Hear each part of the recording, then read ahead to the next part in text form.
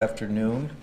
I'm here with Commissioner of Emergency Management Dan Rears and with the Onondaga County Water Authority Executive Director Jeff Brown to give an update certainly on where we stand with the management of the essentially crisis related to the distribution of water, where we stand today related to water capacity and the work that OCWA has been doing, and also a construction update from Jeff, and then we'll talk a little bit about what an emergency response will likely look like in the event we need one. So this time I'm going to turn it over to Jeff to give an update over the last 24 hours from the OCWA standpoint. Jeff. Thank you, County Executive. Since we last got together, OCWA has made additional operational changes to try to get more water into the areas that are most impacted. That includes additional tie-ins to water from East Syracuse and DeWitt, moving them into areas in Manlius. We also are making more water available into lower Fayetteville area. That will be particularly helpful for facilities, important facilities such as the Northeast Medical Center. All of that additional movement of water in our system is actually helping with the low pressure issues that we've seen throughout the system. So pressures seem to be going up, at least what we are hearing from the people that we are talking about. We are making contingency plans though. If things don't work out as we hope they do and anticipate they do, we are planning to have trucks bring potable water into affected areas to fill our existing water storage facilities, then they can distribute it to our customers. Conservation is helping, no doubt about it. Our main storage facility is lowering slower than normal, but the bad news, it is still lowering. So conservation is helping, but we are still going down. We continue to test the water regularly, and we have had no issues from an environmental standpoint on the safety of our water.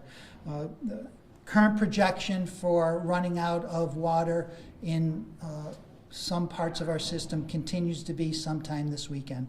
That is the current projection. But the good news is the impacted areas may be shrinking. At this point, I did want to lay out our plans for making improvements to the area that's in question. So here's our plan right here. As you can see here, it's at the intersection of Northern Boulevard and Taft Road. That is no longer there. That junkyard, the only building that remains is there. So that is the location of the repair. There's 4 parts to the repair. Number 1 will be putting in sheeting. This is going to go down 40 feet. 150 feet of sheeting, and it actually be tied in the ends to make sure that we have a tight area that we can protect our crews once we get at it. Secondly, we are going to be dewatering the entire area with 10 different wells. We will have pumps in each of those wells. That water will flow through drain culverts to open areas that we are actually cleaning the culverts to make sure that they are wide open. Third, we are going to be putting some engineered pipe bedding down. It's 3 actual layers of material. First of all is heavy gravel at the bottom, and then stone and mix, and then finally a geotextile layer that prevents the water. It allows water to come up but not the dirt to come up. And finally, we are going to replace the pipe. And as I said yesterday, actually replacing the pipe is the more straightforward of the 4 components of this repair. We're talking about 8 sticks of ductile iron across 134 feet of main. And we believe, based on this thorough plan, that we are going to have a safe water system for many years to come. Last thing I wanted to mention is that we have had an outpouring of folks coming to us offering their support. From as far away as the Suffolk County Water Authority. We really sincerely appreciate those offers for support. What we need now is we need people to conserve water. That is our number one request that we make of people right now. County Executive? Thanks, Jeff. I think overall, over the last 24 hours, there has been improvement to the overall system. I think some of the communities in Madison County, OCWA has found the ability to get water in to help support those communities. That means those communities won't be drawing on the water necessarily that otherwise would have gone to them, which means more supply for the other parts of the system that are impacted. In addition to that, I really want to thank our partners with the City of Syracuse Water Department, the Mayor Walsh, the Town of DeWitt Water Department, and our partners there. Essentially, the City of Syracuse is helping to move water into the Town of DeWitt, which is then essentially working with OCWA through various connections and merging the systems essentially so that the focused area is getting smaller. Certainly from the Town of DeWitt, the executive director touched on the ability to potentially get water into parts of Fayetteville, which is really important because the more we can do that, the longer the reserves go. Earlier we were talking about essentially like just numbers. What does this look like? What does this service area kind of use roughly per day? And where do we think we need to get to be able to buy more time for the construction to be fixed? So essentially, and Jeff, correct me if I'm wrong, you're always able to do that. We're looking at about 5 million gallons daily of water for the service area. The belief is, and hopefully ACWA will have stronger numbers tomorrow, the belief is through the efforts of the community and their work to conserve that number may be about 15% lower.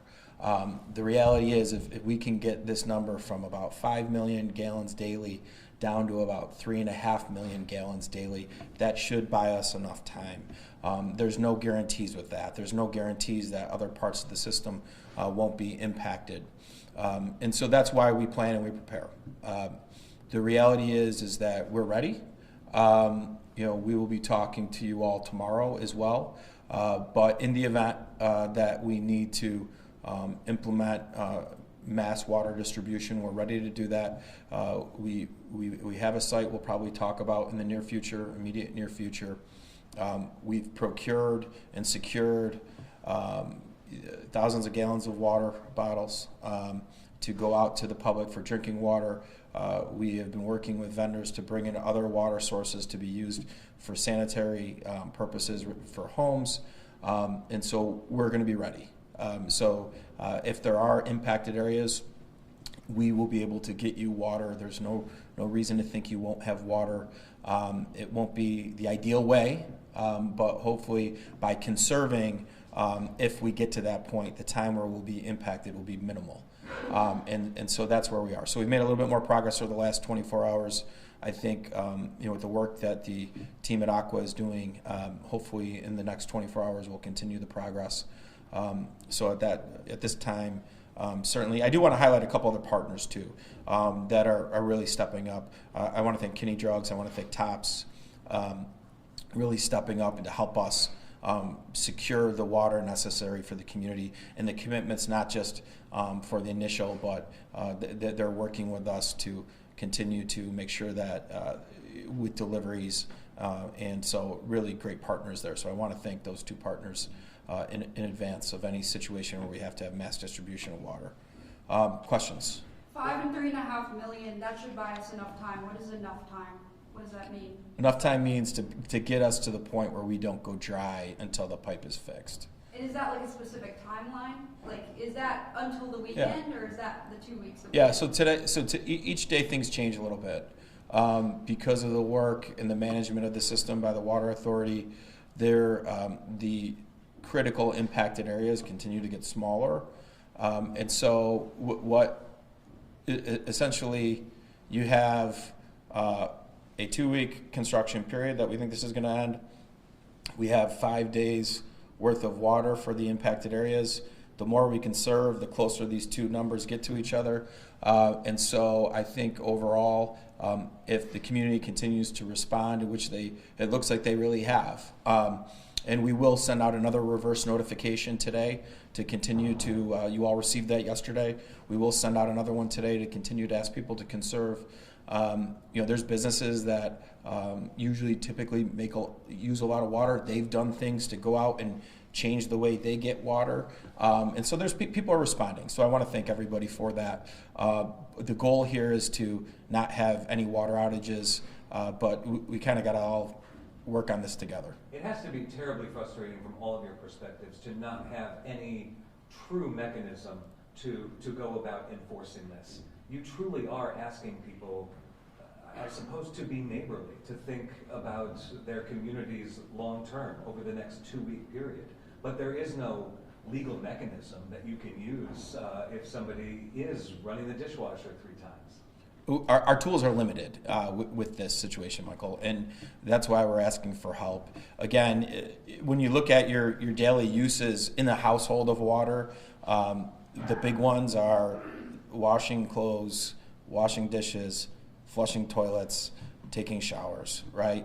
And certainly, any ways you can mitigate those uses within your daily lives all helps. There's no scenario, though, where the amount of water that's left in the system to the affected areas could stretch this 2-week period. That's simply... way that could possibly happen? I think if I'm correct, the getting the usage down and or other enhancements to the system that the OCWA team's been working on, we could get ourselves through this. So the goal at this point remains to try to make sure that all the people who need water have water. That is still the ultimate goal. We've not given up that we're going to definitely run out this weekend, as you alluded to, right? Sure. That is correct. The key there is we are putting water back into our reservoirs, but at a much slower rate than we normally would. The key is to break even. How much water we take out is how much water we put in on a daily basis. We believe we can get to that point if everybody pulls their weight. Absolutely. Do any of you live in the zone affected? I do. You do? Yes. Are you doing anything different at home? What'd you do last night? Have you even been What'd you do home in the last 3 days? I will say it again. I brought all of my laundry to my mother's house in Camillus. So that's what I said last night, and we'll stick with that. We are taking shorter showers. I have 2 daughters and a wife. We are taking much shorter showers. We are not doing our laundry.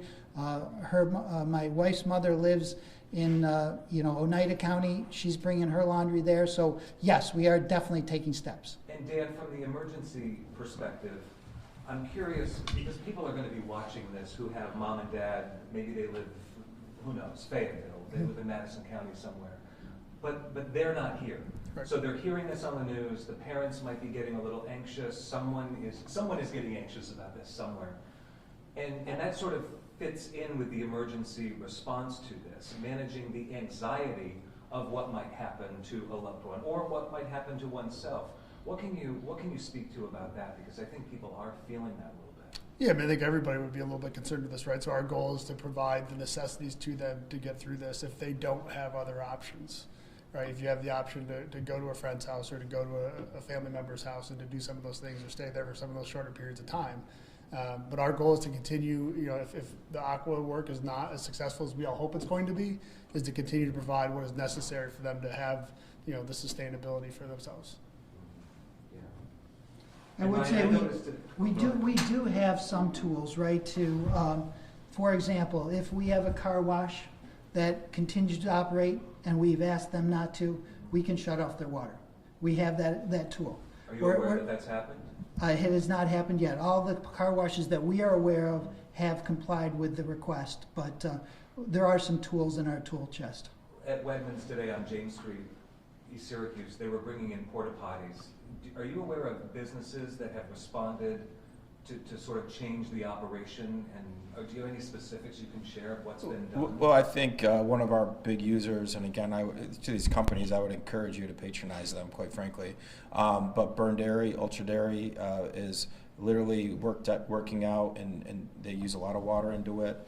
They're going to the city of Syracuse, and they're really trucking water into their facility, right? They don't have to do that now. They could still be using the system. They're doing that because they're good corporate citizens. So there's a lot of stories like this going on, and we should tell those stories. I have an excellent story. Yeah. We have a medical provider in the town of DeWitt that they have actually bought porta potties. Their staff is actually going out to use those porta potties so their patients who are getting chemotherapy treatments can use the limited facilities that they have inside their location. So that's the type of work that people are doing that's really, really impressive. What medical practice, can you reveal what that is? I really don't want to, but yeah, I've talked directly with the doctor that was involved in that. What about the small businesses that can't afford to truck in porta potties and maybe rely on things like water? I'm thinking hair salons, nail salons. Like, are you doing anything to help them out in the meantime? I'm sure this is affecting their business.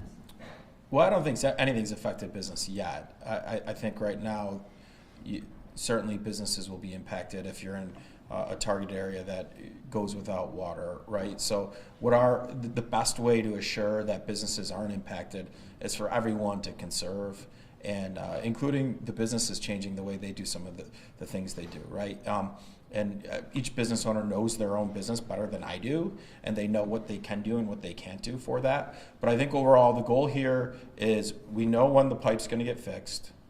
We know today that the water, things are better today than they were yesterday, and they're better yesterday than they were the day before. And so let's continue to buy time to hopefully get through this without any major disruptions. I think, to Michael, to your point though, related to planning and preparing for the event that we need mass distribution of water, we got it. And we'll talk more about it when we're confident we're going to need to press the on button.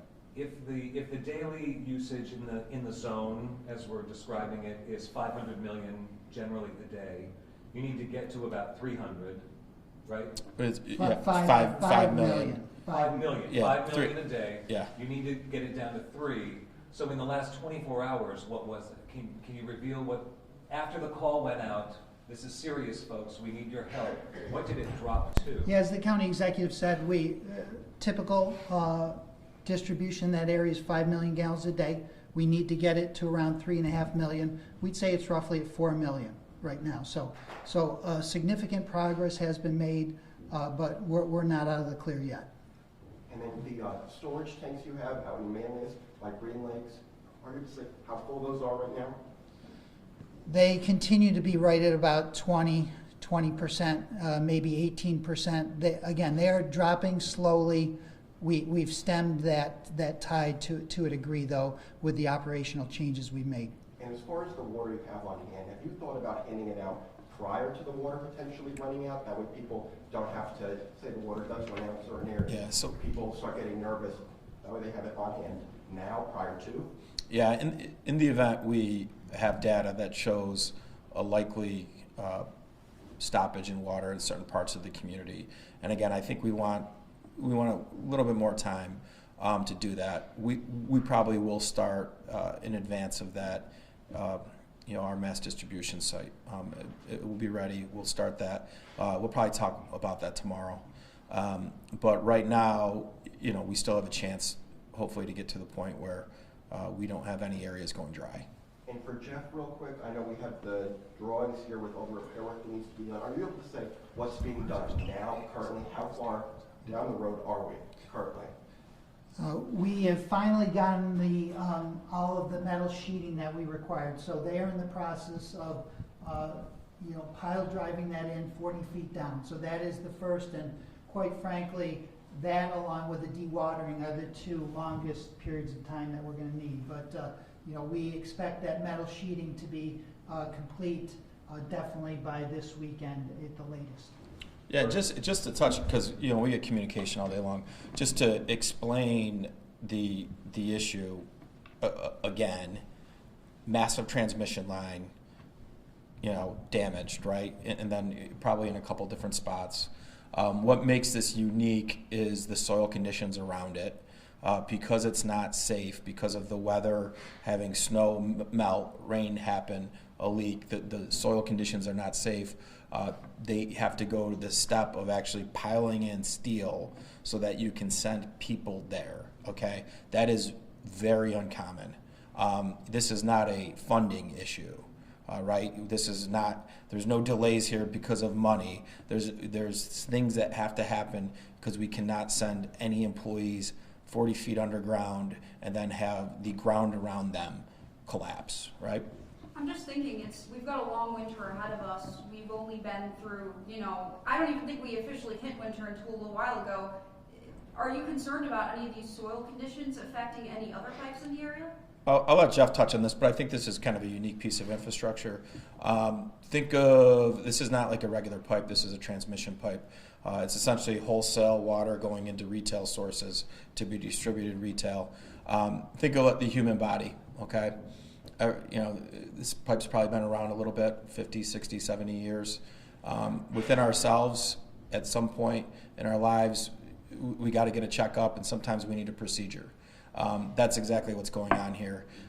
Once we get a checkup and a procedure, you get that brand new knee, you feel like $1 million, you're brand new, and I'm off to a race, right? So I think that's how we got to think of this. This is not a smaller pipe that has those types of issues in cold weather events typically.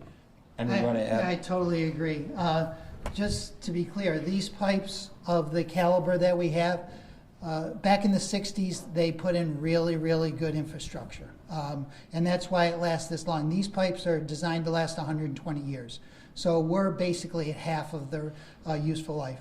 Just to add to the county executive too, we have 150 foot open trench here. That is enormous compared to most repairs that you're going to see. Especially with a 42-inch transmission main in very, very sandy, murky conditions. So it is very complex. We do not anticipate other parts of our system having this type of issue. They've been good for 60 plus years, but we will be ready if that does happen. If there was, for Jeff, just while you're up there, are you able to say, I know there's more water being run into certain areas and that's helping. What areas, starting Friday, Saturday, Sunday, might have just, the water might be all gone? What areas most concern you currently? The areas most at risk right now are the lower part of the town of Manlius, including the village of Manlius, the northern part of the town of Pompey, and going into Fayetteville, parts of Fayetteville. We, as the county executive said, we've had good efforts made in getting water to Chittenango. They seem to be in a better position now, so those are the areas that are the focus. And then for Dan, real quick, we were told that there was a large meeting with fire chiefs today, that certain fire hydrants might have problems soon as far as low pressure, and that they're being told to use certain other fire hydrants. Are you able to talk a little bit more about that? Yeah, so obviously they run off the same water system. That's where they typically draw their water from for fire suppression activities. So we've been working with them on a few days to do portable water supply, which is not uncommon in an area that doesn't have hydrants, right? It's a very common thing. And luckily where this is happening, most of those fire departments already have those plans in place for parts of their district. So we are just encouraging them to take those same plans from the more rural areas of their district and to utilize them in the more suburban areas of their district, and to do that more proactively than they may have otherwise. And then also when they have to go refill those tankers, they're going to have to go a little bit further away than they traditionally would have to. So we're asking them to utilize additional fire departments to bring in water to fill that gap, right? So we'll have more tankers in play and in that rotation than they may traditionally if this would have happened in one of their normal, more rural areas of their district. That was going to be my next question as far as tankers. Are you trying to move tankers from other part of the counties to the Manlius, DeWitt, Fayetteville area that we have them standing by there just to have them there? We're not doing that, and that would create different challenges for those other communities if we took those assets out of their community for it. But what we are encouraging them to do is to activate them as part of their response plan much quicker than they would have otherwise. So if traditionally they could handle what they believe with 4 tankers in a rotation, then they may add the 5, 6, 7, 8, depending on what it is, so that they get those resources started sooner to have the available water on site for them. The last thing we need is a big fire rate. Correct. Would the mass distribution of water, if it comes to that, require the military, or is this something that the counties will do on their own? Will we need the state to come in and help? Yeah, so we're planning for that, Michael. We're confident between the teams that we'll work with, local governments, and volunteers, that we'll be able to man a mass distribution site. And the good news is the focused area, again, is changing in the positive, right? There's areas that 48 hours ago we thought could be impacted, that it looks like we're okay with those areas now as OCWA continues to manage this. So I think the key here is the community has responded related to conservation. We really need the community to continue to respond and help us. And hopefully we can get to the point where we buy enough time together to essentially have this project fixed. If this were not an emergency, an acute issue community-wide right now, how long would a project like this take? How long would replacing this and fixing this? As I mentioned yesterday, we've brought in contractors from out of the state who are experts in this. We are working literally around the clock. It probably twice as long as we're talking about, probably a month. So you're trying to do a month in 2 weeks? Yes. Yeah. And for Jeff, just while you're up there, the state, we're told, has sent 4 large water tankers to the area. Are you able to say why those are being used or what they're being used for? Yeah, that's they're for bulk water distribution, right? So we've requested one, and Madison County's requested a few as well. The ones, they're in different sizes. So when we get to water distribution, it'll be a combination of bottled water as well as bulk distribution where people can bring their own container and fill it. So. Ryan, what have you learned? You went through COVID, that was managing a crisis. Yeah. Water is the most basic element of human life. What have you learned through this? This is a different type of pressure, I think, to that point. People really don't think a lot about it, right? We turn on our showers, we flush our toilets, turn on our water. So the idea that this is in jeopardy is a real challenge. What I learned overall, though, is that we have tremendous teams here that literally went through a 100-year pandemic. Much of the same planning and execution is very similar to the pandemic. Mass distribution, that's something we did via PPE, testing, vaccines. We'll do it again if we need to. We know how to reach our communities vulnerable. We have our teams that are securing potential if people become housing insecure because of something going on related to this. We have teams working on that. So overall, we'll be ready. But certainly, water is a big deal. Every single second of our daily living activities, it's a big deal. And if we work together on this, I think we can get through this. Yep. And Jeff, sorry, one more thing. These tie-ins that are being done to Syracuse and DeWitt, Yes. are you able to say sort of what that means? Do you already have pipes, and they're like large valves that are being turned open? Do you have like large hoses that need to be connected? Am I just talking a bit more about that? A number of them are just opening up valves. Basically, right now, our entire water system on the eastern side of the county is one system. That is typically not the case. There's pressure gradients because of elevation changes. We have basically opened up the entire system to allow flow back and forth freely.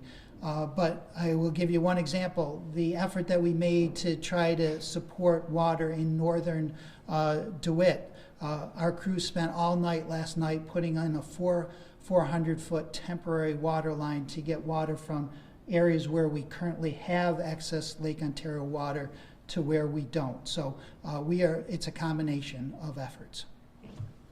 All right, we'll see you all at noon tomorrow. Thank you. Download the WSYR Plus app on your TV to stream News Channel 9 for free. Just go to your smart TV, search WSYR Plus in the App Store, and download to start streaming today.